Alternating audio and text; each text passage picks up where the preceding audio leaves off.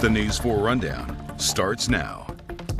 And welcome in, everybody. I'm Jim Adley. It's Wednesday, June 10th, and here's a look at some of the stories we're working on for you tonight. Coming up, reading rates are down across the board for American students. The new data that shows the decline in kids picking up a book in their free time. Plus, an extraordinary display of history right in your own backyard. We've got a look inside a Northern Virginia home where the walls bear messages from hundreds of Civil War soldiers. Then World Cup excitement is heating up. We're taking you live to the site of the tournament's first match, hours before kickoff. But first tonight, a story you saw first here on News 4 at 11 last night, a budget battle over millions in taxpayer dollars for parks and planning. Last night, Tracy Wilkins and the News 4 I-Team broke this story that the Maryland National Capital Park and Planning Commission is suing Prince George's County. The commission said the county leaders are unlawfully raiding the commission's budget. Tracy and the I-Team have been working this story all day and has the latest details for us tonight.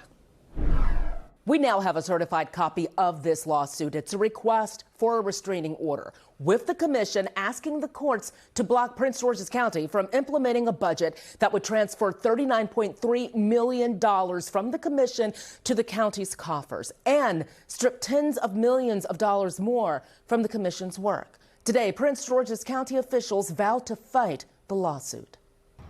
For 100 years, Prince George's and Montgomery County leaders have worked together on a commission with a common goal: maintaining the region's systems of parks and recreation programs. But a growing rift between county and commission leaders broke open this week with an explosive lawsuit filed by the Maryland National Capital Park and Planning Commission on Tuesday, accusing Prince George's County leaders of taking millions of taxpayer dollars from the commission in a violation of Maryland law.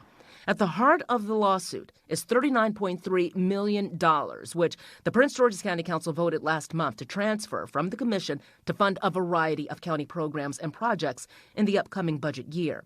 The county divided the money between its administrative fund and what's called project charges, money that helps fund local nonprofits. As you can see, hundreds, if not thousands of kids benefit from programs just like this. So these are really important uses of our county funds that go directly to those who need it. On Wednesday, Prince George's County Executive Aisha Braveboy distanced herself from the budget battle, saying, "Whatever the council has done, if it is lawful, the county attorney's office will defend it." The Planning Commission is funded by a special tax that both Prince George's County and Montgomery County homeowners pay, with state law directing those dollars toward park and recreation programming. In its lawsuit, the commission argues that the county's transfer violates Maryland land use laws that govern how the funds can be used and constitutes an unlawful taxation on Prince George's County residents. On Wednesday, District 8 County Council member Ed Burrows pushed back on that claim.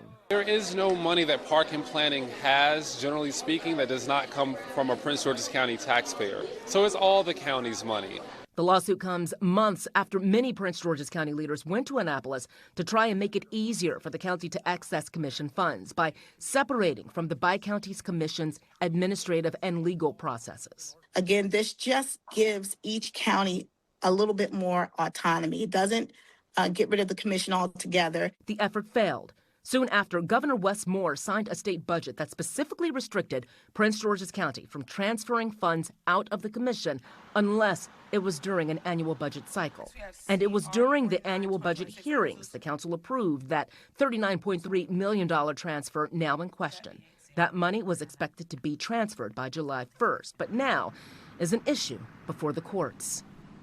On Tuesday, the commission issued a press release about these transfers, saying in addition to that $39.3 million transfer, the approved 2027 budget would gut the commission by tens of millions of dollars, and that would threaten many of its programs, staffing, and even its AAA bond rating. Today, they confirmed the lawsuit and said, while we made a good faith effort to resolve this collaboratively, we need the court's intervention to protect the public trust and ensure these resources are used as intended.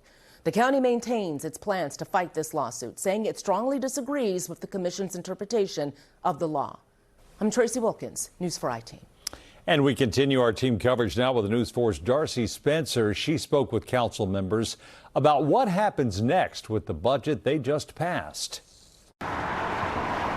Maryland National Capital Park and Planning accusing the Prince George's County Council of unlawfully raiding its budget of $39 million and using that money for pet projects. Councilmember Ed Burrows, speaking at a summer jobs event for local teens, defended the council's actions, saying using the money for programs like this, reaching youth directly. And he continued to criticize the money the commission spent on the Park and Planning headquarters building in Largo. It's a large entity that Prince George's County taxpayers gives hundreds of millions of dollars to every single year. And so we should be debating what is an appropriate use of those funds.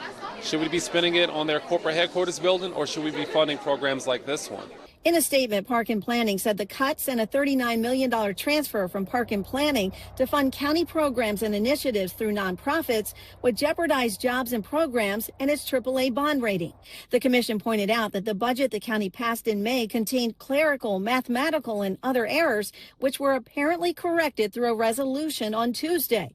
But Councilmember Jolene Ivey, a critic of the money transfers and cuts, sent a letter to her fellow council members saying the Planning Commission budget should be voted on again.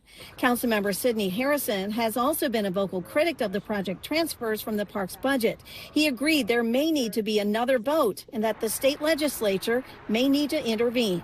I am calling on my colleagues, or maybe for the state to step in and put an inspector general into the Prince George's County government that will oversee the fiduciary responsibilities of how these tax dollars are being used. Harrison said there needs to be clear communication in writing about the project transfers and how the money is being spent. He said trust is being eroded. And so anytime that you're taking money from one agency, they're going to suffer, right? And so I'm worried that this commission will be left in shambles. I'm worried about people's jobs. They have priorities. They serve our community each and every day. What about their voice? Burrows said even if there is another vote on the budget, it would lead to the same outcome. And it's not their money, it's the people's money. Park and Planning does not really generate a lot of money on its own. It's all Prince George's County taxpayer money. They've recklessly spent it in the past. County Executive Aisha Braveboy held a news conference late this afternoon, basically saying that there are no issues with the $6 billion budget. She did not take any questions. In Largo, Darcy Spencer, News 4. Other stories we're following for you tonight. President Trump signed the GOP-led Secure America Act earlier today. The law will fund ICE and Border Patrol through 29. It ends a months-long battle that included a partial government shutdown over funding for immigration operations. The bill provides $38 billion for ICE, $26 billion for Border Patrol. The White House says an additional $5 billion would cover unforeseen costs. A Friday deadline is approaching for President Trump's name to be removed from the Kennedy Center. 2 weeks ago, a federal judge ruled only Congress can change the name of the center. Right now, Trump's name is still on the exterior, but it was removed from the Kennedy Center's website, social media pages, and other branding materials. The FAA says the proposed triumphal arch in D.C. will not pose adverse effects and impacts to operations at DCA. The 250-foot arch will be located about 3,000 feet from Reagan National Airport. The FAA said the structure needs red obstruction lights. There's been fierce pushback on the proposed arch at Memorial Circle.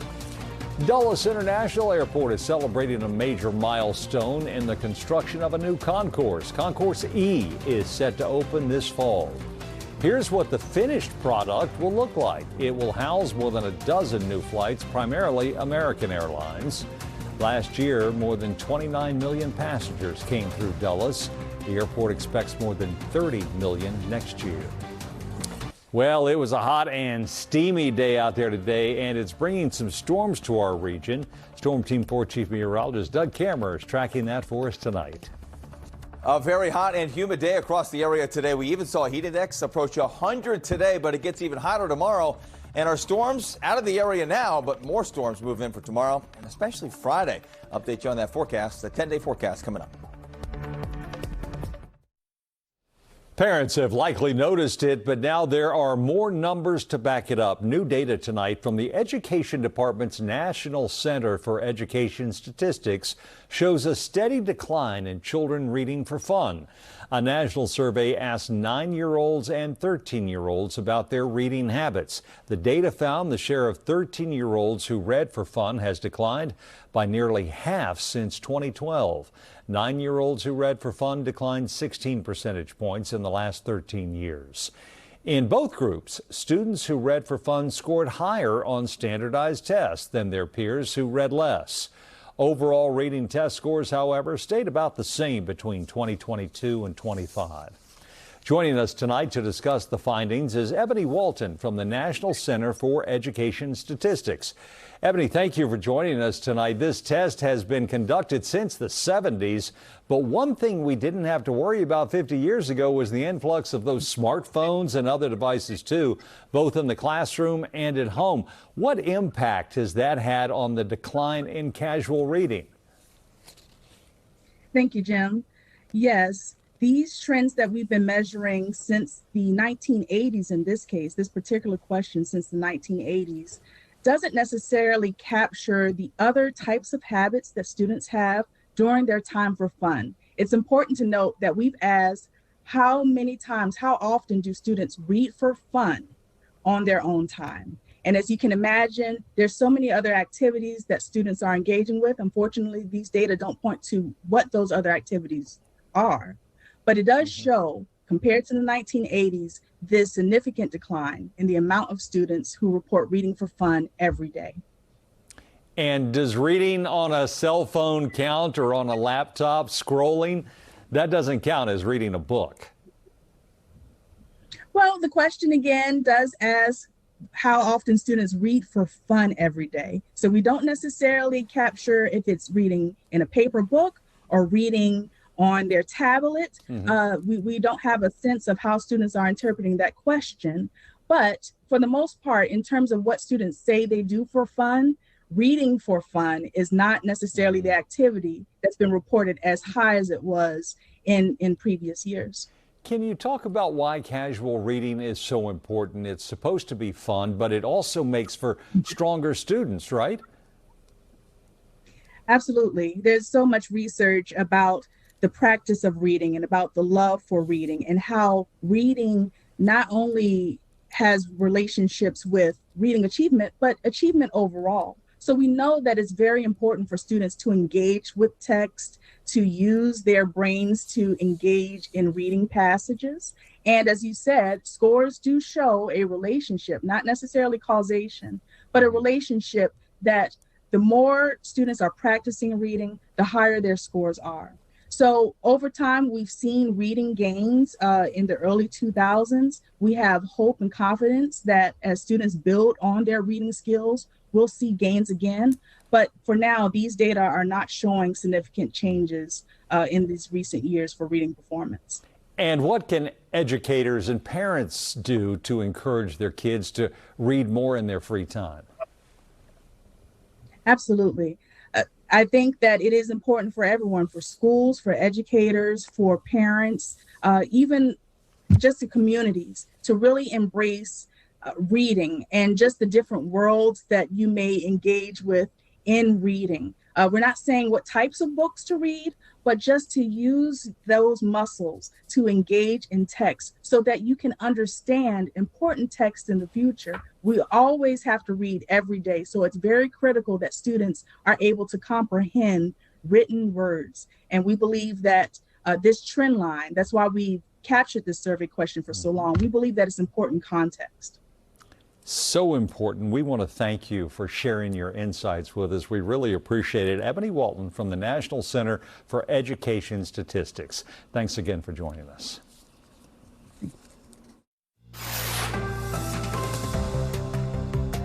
Well, if you thought today was hot, as we say, you ain't seen nothing yet. Tomorrow and Friday? Yeah, I mean, today was 92. A heat index approached 100 degrees, but tomorrow I think we get well over that, going for a heat index between 101 and 104 tomorrow, and we have that chance of storms. Some of us saw storms today, and that really helped to knock the heat down, but not until the afternoon. Look at the highs today: 92 D.C., 88 Quantico, 90 degrees in Clinton, Maryland, 87 back to the west out towards Dulles. But once those storms came through, at least they gave us a little bit of a reprieve from the extreme heat. And we're going to see it come right back tomorrow. Out there right now, looking well down to the south and west. You can see the storms. Now, the cool thing about this is these clouds are actually over the eastern shore right now, still producing some thunderstorm activity. Temperature of 80 degrees currently. Look at the dew point in the 70s, really for the first time this season. And that's why we still have that feels like temperature of 84 degrees. So the heat index still up there. Temperature-wise, 81 in Leesburg, 87 right now in Culpeper, 80 degrees in Patuxent River, and Annapolis coming in at 76. So a nice afternoon, a nice evening. But once again, it is humid. The storms, as I mentioned, out towards the eastern shore, towards areas like Dover, over towards Cambridge and Easton, making their way towards Salisbury, over towards Lewis, Delaware as well. And the wider picture showing that that's really all we've got. So there's the storms. Now we've got some clearing. And then behind this, not much happening. So tomorrow, waking up, we're going to be just fine. Overnight tonight, going to stay on the warm side for sure. But when you wake up tomorrow morning, it's warm, it's humid, but I'm not tracking any rain during the morning hours. Temperatures upper 70s to low 80s by 8 o'clock. So getting up for school tomorrow for the kids, it's going to be a warm and muggy start. And then look where we go during the afternoon. By 2 o'clock, we're already into the low 90s. Any chance of the storms will be closer to the bay early in the day, but then everybody gets in on the action during the afternoon. Look at 7 o'clock, right along the I-95 corridor. Some of those storms could be strong to severe during the day tomorrow, so watch out for that. On Friday, starting off dry once again, but very warm start. And look at the afternoon. We're right back into the mid-90s, and by the time we get to 2, 3 o'clock, now we're starting to see those thunderstorms develop, and it could be a pretty stormy day out there on Friday as well. So next couple of days, the heat really tomorrow and Friday, but then a little bit less humid Saturday and Sundays. Not bad, actually. 89 degrees on Saturday, 92, a little warmer on Sunday, slight chance of an afternoon shower or storm. A little bit better temperature-wise, back into the low 80s Monday, Tuesday, and Wednesday with a chance of a storm on Tuesday. That brings us some rain, and then we get back to near 90 by the end of next week. All right, we got this 2 days to get through. Doug, thank you. Ahead of the country's 250th anniversary, we're helping you explore our local history with a series we call Behind the Marble. Our Tommy McFly is taking you to sites you can explore away from the typical tourist attractions. Today, he's in Fairfax, checking out a home Union soldiers took over during the Civil War. In 1862, if you were a secessionist family supporting the Confederacy in the Fairfax area and the Union Army showed up at your house, well, inside they would get a little creative. You've got to check out what lays in store here at historic Blenheim House. Sean, from the outside it looks like a normal brick house, but inside? Inside, it's a lot more special. We had, in March of 1862, Union soldiers came into this house and they wrote their names on the walls, they drew images, and they wrote messages. So it's really a diary on the walls of the experience of the common soldier. Left this way on purpose? Yes, left this way on purpose. It doesn't look like your Mount Vernon or your Monticello, fully renovated and beautiful. So here in Fairfax, this became the headquarters for the Army of the Potomac, and we think there were about 36,000 men here in that week of March, from March 10th to March 17th. And having a home, look at this. Wow. Yeah. Lots of signatures, lots of drawings. Again, their cursive is impeccable. Some of their cursive is impeccable. Wow. Absolutely. Some of it's not so. It's different drawing levels, different signing levels. 1862, you can see some dates and some years on there. There's a lot of different stories represented on this wall right now, right? There's a reason why we call this a diary on the walls, because we have so many different backgrounds, so many different types of soldiers coming from different areas. I'll give you an example here. The guy who wrote his name real big here, right? Some people are writing it really small, some are bigger. John Hancock, this guy. This is like a John Hancock, that's right. Huge signature. He's telling us his regiment. This is Karl Schlingerman. He was from Prussia. He was 20 years old when he signed his name there in March of 1862, and by August of 1862, he's mortally wounded at the Battle of Second Manassas, and he's going to die in September of 1862, not 7 months after writing his name on these walls. So you've gone into the history of these men who signed their name on this wall and written things on this wall. Yes, we have 127 identified Union soldier signatures, which means that for the ones we can get background information on, we know what happened to them after they signed here. We know what happened, in some cases, what happened to them after the war. And for those who didn't survive, for those who did survive, we have some stories. And you have a home that was owned by a Confederate supporting family. This is probably a pretty good prize. Yes, absolutely. Yeah. So the family here was secessionists. They voted for secession. At that time, when you voted orally, so the public knew what your vote was. So we certainly think that the North knew what this family's allegiances were. And certainly, months before soldiers came here in March, a group came and busted up the interior of the house. They destroyed furniture, the stairwell, and so we think the family left so that when the Army comes in March, this is an empty house for them to draw upon. And then we've got this here. I think it says, "Lovely ones, we come to protect and not to injure the Mr. or Mrs. of the house. We are guarding it at present from Will." Is that what I think it is? It is, Tommy, yes. These are young men. The average age of the Union soldier is 23 years old. They're far away from home. They're far away from what they know. And so, yeah, there are some examples on our walls of maybe spicier imagery than what you would expect from that time period. I didn't think I would see spicy imagery from the Union Army, but here we are. Happy birthday, America. Let's go check out the rest of the house, shall we? Thank you, Tommy. Some cool insights. Love these road trips. Stick around. The News 4 Rundown will be right back after this short break.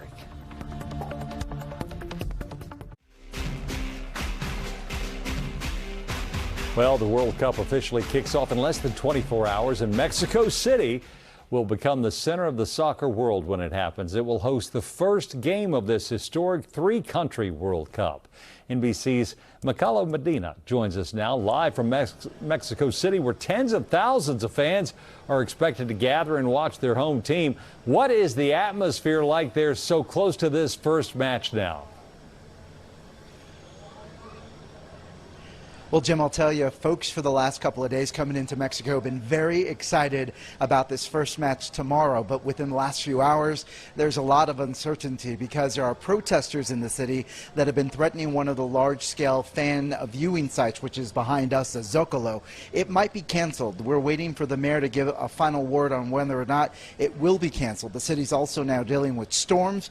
And we just had a minor earthquake, a 4.1, that apparently was felt here in the city as well. So a lot of moving parts here as we get ready and prepare ourselves for the first match of the World Cup.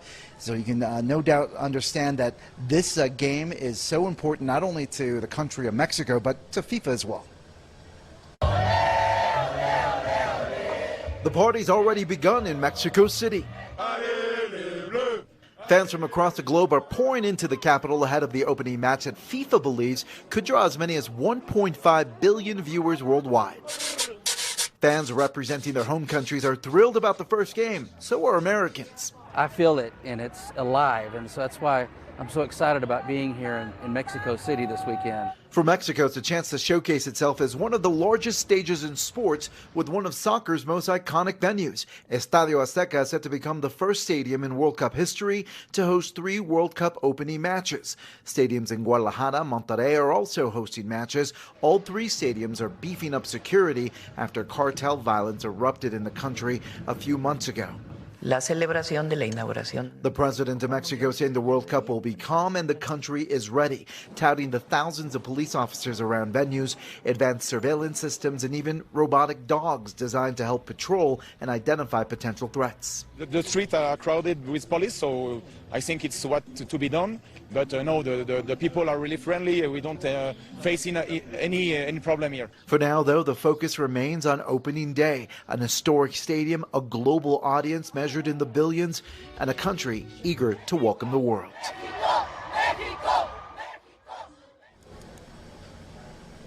We also know that protesters have staged around the stadium as well, so we don't know exactly how that will impact the first match.